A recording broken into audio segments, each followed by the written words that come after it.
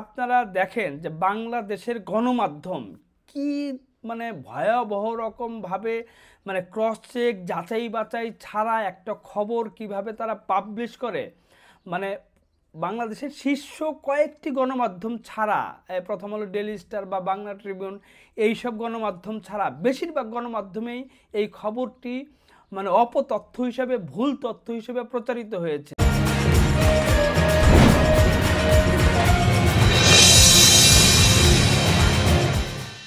News and views by নুরুজ্জামালাপুর পক্ষ থেকে আপনাদের সবাইকে শুভেচ্ছা।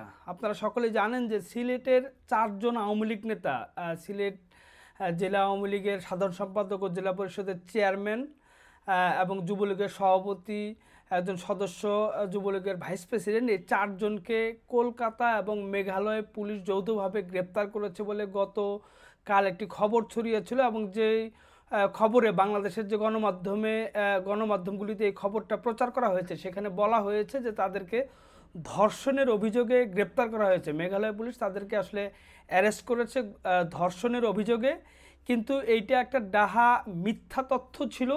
আসল ঘটনাটা কি সেটি আপনাদের আজকে জানাবো। তবে বিস্তারিত জানানোর আগে আপনাদের সকলের কাছে request, news and views by Nuruzzaman Labu আমার একটি ইউটিউব চ্যানেল। আমার আলোচনা বিশ্লেষণ যদি আপনাদের ভালো লাগে তবে অবশ্যই একটা সাবস্ক্রাইব করবেন এবং লাইক, কমেন্টস ও শেয়ার করতে পারেন। ভিন্ন মত থাকলে কমেন্টস অপশনে জানাতে পারেন।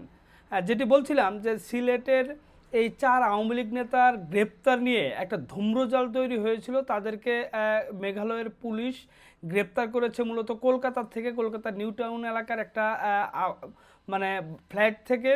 এবং বাংলাদেশের গণমাধ্যমগুলিতে, বেশিরভাগ গণমাধ্যমে এটি প্রচারিত হয়েছে এমনভাবে যে তাদেরকে মেঘালয় পুলিশ গণধর্ষণের অভিযোগে গ্রেপ্তার করা হয়েছে। এটি আসলে প্রথম থেকেই কিছুটা সন্দিহান ছিল যে মানে আওয়ামী লীগের এই পর্যায়ের নেতা, সিলেট আওয়ামী লীগের সেক্রেটারি এবং যুবলীগের সভাপতি, তারা মেঘালয়ে গিয়ে আত্মগোপনে গিয়েছেন এই 5 আগস্টের বিপ্লব পরবর্তী সময়ে।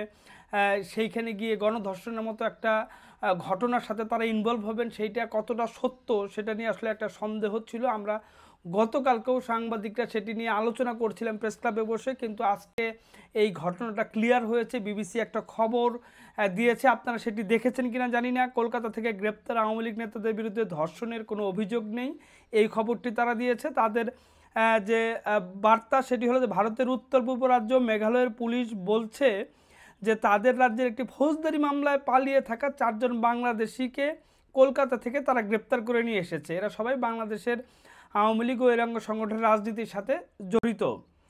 যে 4 জনকে গ্রেপ্তার করা হয়েছে, আমি আগেই বলেছি যে সিলেট জেলা আওয়ামী লীগের সাধারণ সম্পাদক ও জেলা পরিষদের সাবেক চেয়ারম্যান নাসিরউদ্দিন খান, সিলেট মহানগর যুবলীগের সভাপতি আলম খান মুক্তি, সহসভাপতি আব্দুল লতিফ রিপন ও সদস্য ইলিয়াস হোসেন।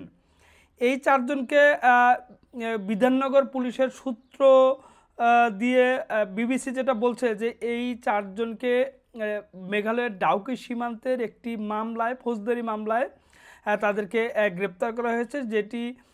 যে মামলাটা আসলে হয়েছিল একটা আগ্নেয়াস্ত্র নয়, মানে মূলত অস্ত্র দিয়ে হামলা, আগ্নেয়াস্ত্র নয়, এরকম অস্ত্র দিয়ে হামলা এবং হামলার জন্য জমায়েত হওয়া 1 লক্ষ টাকার কম পরিমাণ আর্থিক ক্ষতি সাধনের মতো অভিযোগ। মানে ট্রাক চালকদের সাথে তাদের একটা ঝামেলা হয়েছিল, সেই ঝামেলার প্রেক্ষিতে একটা মামলা হয়েছে, সেই মামলায় তাদেরকে গ্রেপ্তার করা হয়েছে। কিন্তু আপনারা দেখেন যে বাংলাদেশের গণমাধ্যম কি মানে ভয়াবহ রকমভাবে মানে ক্রস চেক যাচাই বাছাই ছাড়া একটা খবর কিভাবে তারা পাবলিশ করে। মানে বাংলাদেশের শীর্ষ কয়েকটি গণমাধ্যম ছাড়া, প্রথম আলো, ডেইলি স্টার বা বাংলা ট্রিবিউন এইসব গণমাধ্যম ছাড়া বেশিরভাগ গণমাধ্যমেই এই খবরটি মানে অপতথ্য হিসেবে, ভুল তথ্য হিসেবে প্রচারিত হয়েছে। বিশেষ করে সময় টেলিভিশন বা কালের কণ্ঠ, যুগান্তরের মতো পত্রিকা, ভোরের কাগজ, জনকণ্ঠ, বাংলা নিউজ, মানে এমন হেন কোনো নিউজ পেপার, হেন কোনো অনলাইন নাই যেখানে আসলে কালবেলায় এই তথ্যটি প্রচারিত হয়নি যে এই 4 আওয়ামী লীগ নেতাকে ধর্ষণের অভিযোগে গ্রেপ্তার করা হয়েছে। কিন্তু আজকে বিষয়টি ক্লিয়ার হলো, আসলে ধর্ষণের মতো কোনো ঘটনা, অভিযোগ মেঘালয় পুলিশের কাছে নেই। তাহলে এই যে বাংলাদেশের গণমাধ্যমগুলো আজকে এই এই এই একটা মিথ্যা তথ্য, একটা ভুল তথ্যর জন্য তারা কি কোনো সরি বা দুঃখ প্রকাশ বা কোনো কিছু প্রকাশ করবে? কক্ষনো না। বাংলাদেশের গণমাধ্যমের এই পেশাদারিত্ব এখনও আসেনি। আমি একজন গণমাধ্যম কর্মী, আমি একজন দীর্ঘ 2 দশক ধরে সাংবাদিকতা করছি, তারপরেও আমি বলছি গণমাধ্যমের পেশাদারিত্ব আসেনি। এবং এরা এই গণমাধ্যম, বেশিরভাগ গণমাধ্যম ক্রস চেক ছাড়া, মানে তথ্য পাওয়ার সঙ্গে সঙ্গে সেটি নিশ্চিত না হয়েই রগে শিরোনাম দিয়ে সেটি প্রচার করে একটা ক্লিক বেইট, মানে বাইট করার জন্য তারা আসলে অস্থির হয়ে পড়ে।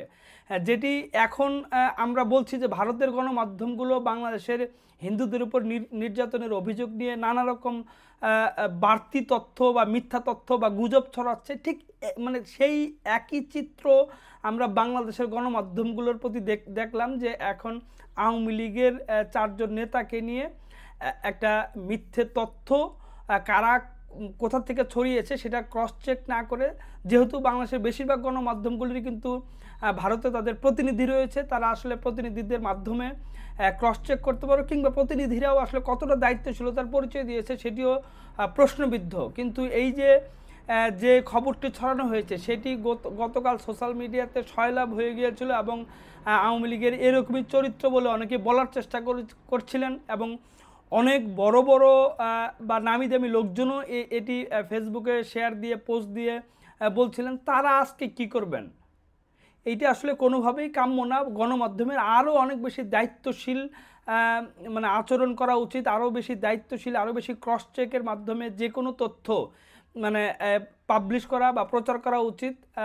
না হলে এই যে ব্লান্ডারের, মানে ভারতীয় গণমাধ্যমের বিরুদ্ধে যে গুজব ছড়ানোর যে অভিযোগ, সেই একই অভিযোগ কিন্তু বাংলাদেশের গণমাধ্যমের বিরুদ্ধেও আসতে থাকবে আর কি। আমি মনে করি যে পতিত সরকার বা আওয়ামী লীগের পতন হয়েছে, বা তারা আওয়ামী লীগ সভানেত্রী পালিয়েছে, আওয়ামী লীগ এখন আর ক্ষমতা নাই বলে তাদের বিরুদ্ধে যাচ্ছে তাই রিপোর্ট আমি করে দিব, যাচ্ছে তাই তথ্য আমি প্রচার করব, সেইটা আসলে গণমাধ্যমের কোনো চরিত্র কোনোভাবে হওয়া উচিত না। এইটার থেকে গণমাধ্যম কর্মীরা যতদিন না বেরিয়ে আসতে পারবেন ততদিন আসলে তারা যে বুক উঁচিয়ে, সাধারণ মানুষের কাছে যে বুক উঁচিয়ে কথা বলতে পারবেন সেরকম আমি মনে করি না।